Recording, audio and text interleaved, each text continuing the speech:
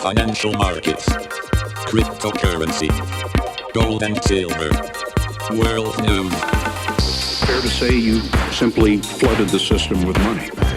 Yes, we did. That's another way to think about it. We did. Where does it come from? Do you just print it? We print it digitally, and we do that by buying treasury bills. That actually increases the money supply.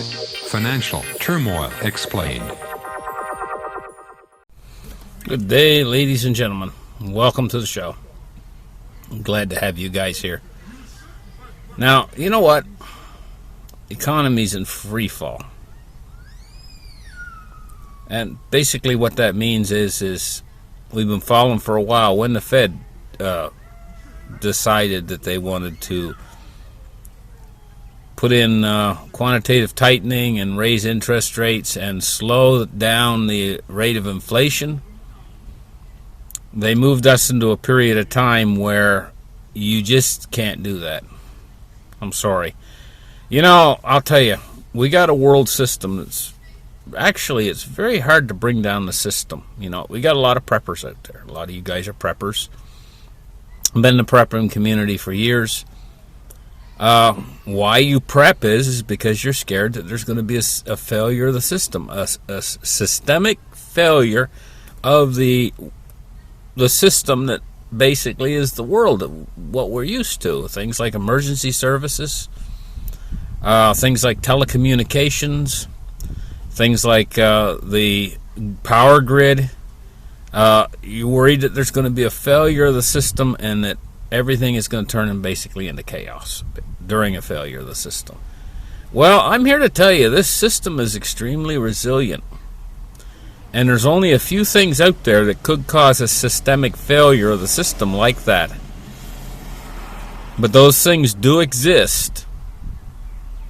And one of the things that could cause a system-wide failure would be a electromagnetic pulse over a very widespread area, possibly from the sun. If half of the Earth was facing the sun during a really bad, some sort of X-class flare that were to wipe out telecommunications, that could do it. There's another thing that can do it, and that is thermonuclear, your weapons systems out there.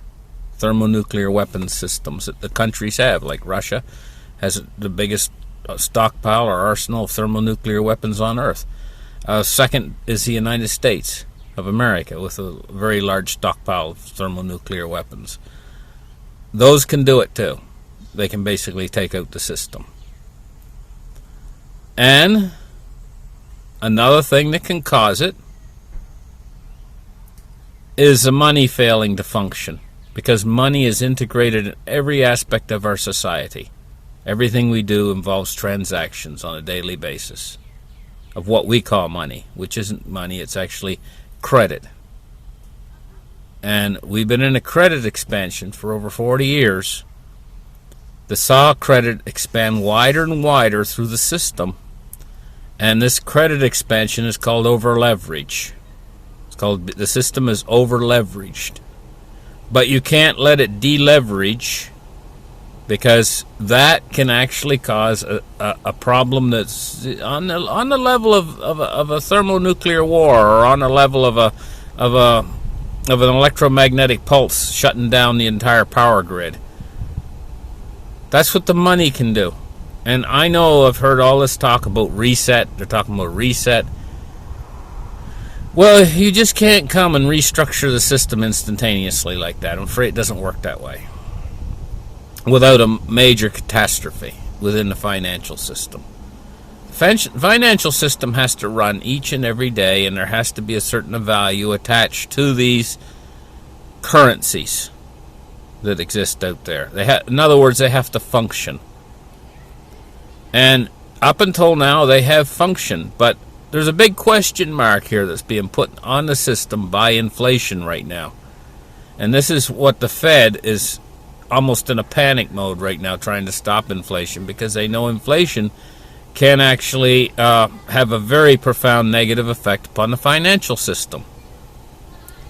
So it's all like a catch-22 right now. They are actually risking bringing down the financial system to try to stop inflation. And they can't push very hard either. They can't do like they did in Paul Volcker era. And in fact, even what they've done so far, they're pushing the envelope. But they're desperate. Desperate people take desperate actions. So right now we're in a period in time where we do have these threats out there. Don't forget, we do have the threat from the sun producing a solar flare. We almost had a few this season alone. We also have the threat of nuclear war. It's not going to go away until they destroy all those nuclear weapons and get rid of these stockpiles and arsenals. And they're not doing that. They're actually growing the arsenals as fast as they can. And moving into things like hypersonic type intercontinental ballistic missiles and things like that. Weapons of mass destruction.